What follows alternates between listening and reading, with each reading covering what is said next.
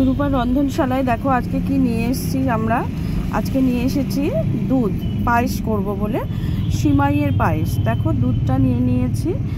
এইবার আমরা একটা কড়ার মধ্যে খানিকটা ঘি দিয়ে দেবো। আগে বেশ খানিকটা ঘি দিয়ে দেওয়া হলো। এবার তার মধ্যে কাজু বাদামটাকে ভেজে নিচ্ছি। কাজু বাদামটা ভেজে নেওয়া হচ্ছে, ভালো করে ভেজে নিতে হবে, একটু ঘি নাড়াচাড়া করে। তারপর আস্তে আস্তে কাজু বাদামগুলোকে আমরা তুলে নেব, একটি পাত্রে তুলে নিতে হবে।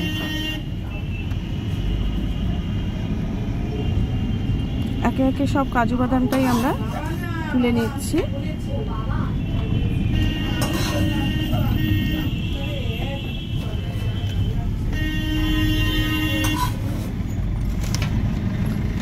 এই কাজু বাদামগুলো নিয়ে নেওয়ার পরে ওই ঘিয়ের মধ্যেই দিয়ে দিতে হবে সিমাই। সিমাইটাকে দিয়ে ভালো করে নাড়াচাড়া করে ভেজে নেব। দেখো এই সিমাইয়ের প্যাকেটটা আনা হয়েছে, এর থেকে 1 কাপ মাপ করে সিমাই নিয়ে নিতে হবে। নিয়ে ওতে দিয়ে নাড়াচাড়া করতে হবে কিছুক্ষণ।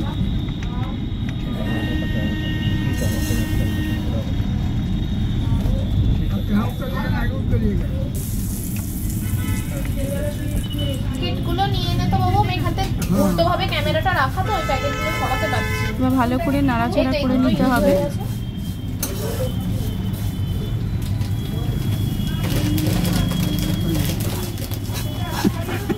খানিকক্ষণ নাড়াচাড়া করে নিয়ে সিমাইটাকেও তুলে নেব।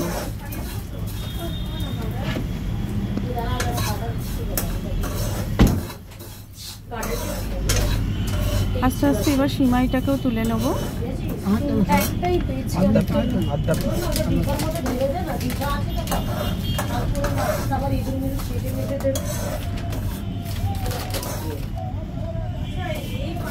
দেখো সিমাইগুলো ভাজা হয়ে গেছে।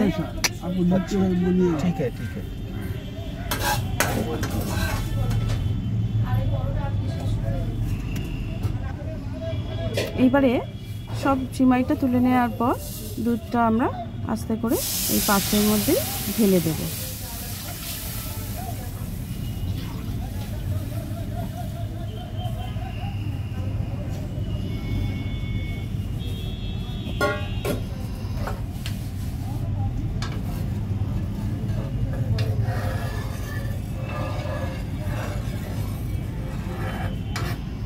একটা কথা বলে দিই, দুধটা কিন্তু আগে আমি করে রেখেছিলাম, জাল দিয়ে রাখা ছিল, যার জন্য দুধটা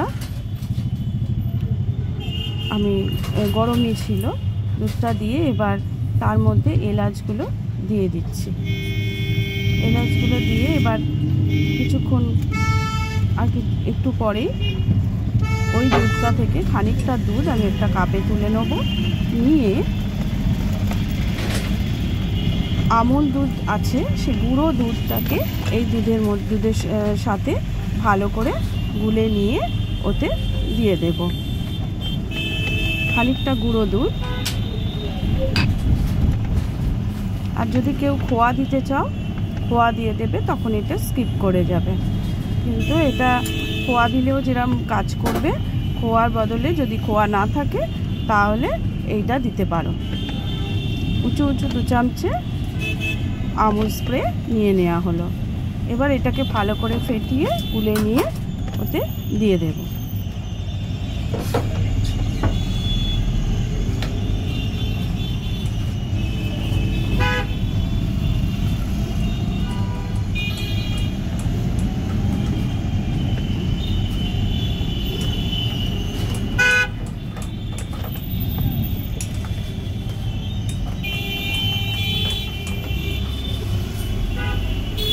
দেখো পুরো আমুল দুধের এটা মিশ্রণটা এতে ঢেলে দেওয়া হলো।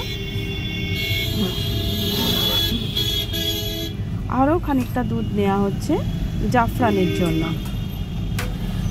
এই দুধের মধ্যে মিশিয়ে দেওয়া হবে খানিকটা জাফরান।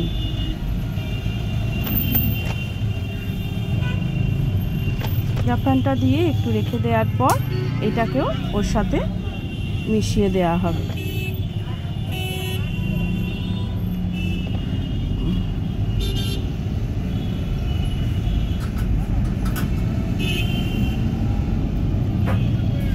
এখন সিমাইগুলো যেগুলো ভেজে রাখা হয়েছিল সেই সিমাইটা এখন দুধের মধ্যে দিয়ে দেয়া হচ্ছে।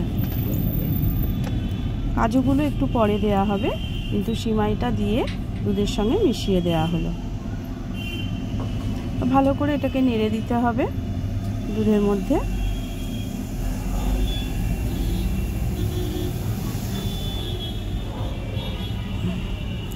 দুধটা ডাবল টন দুধ, যার জন্য যখন দুধটা মানে ভীষণ গাঢ় এবং খুব মাটা পড়ছে দুধে। এবার দেখো ওই জাফরান দুধটা দিয়ে দিলাম।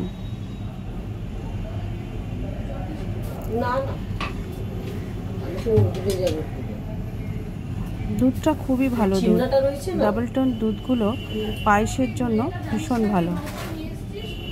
এবার এখানে আমরা গুড়ের চিনি ইউজ করি, সেই গুড়ের চিনিটা দিয়ে দিলাম।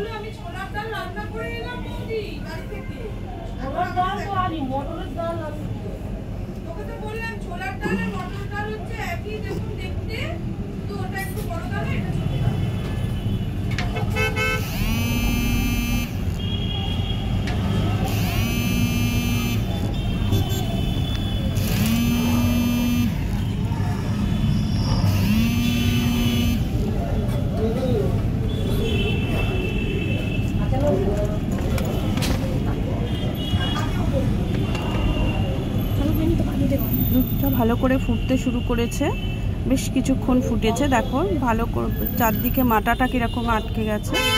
এবার ওইতে কাজু বাদামগুলো মিশিয়ে দেয়া হলো।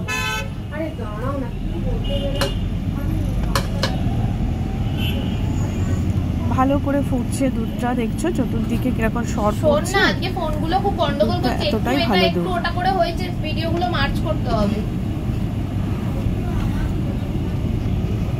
এবার আস্তে আস্তে রেডি হয়ে গেল আমার সিমাইয়ের পায়েস। হ্যাঁ, পুরো তো মনে হচ্ছে যেন ক্ষীর করছি, পুরো রাবড়ির মতো একটা সর পড়ছে।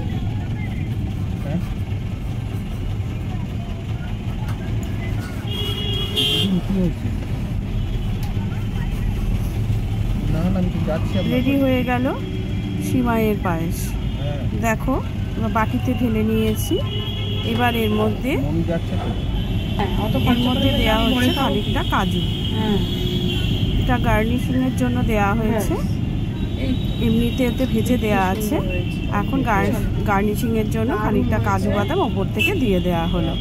তাহলে রেডি হয়ে গেল আমার পায়েস। আজকের মতো ভিডিওটা এখানেই শেষ করছি। আবার অন্য কোনো দিন অন্য কোনো ভিডিও নিয়ে আবার তোমাদের সামনে চলে আসব। কেমন লাগলো পায়েসটা এইভাবে রান্না করে দেখো, আশা করি তোমাদের সকলেরই ভালো লাগবে। পায়েসটা খুবই ভালো হয়েছিল, খুবই টেস্টি।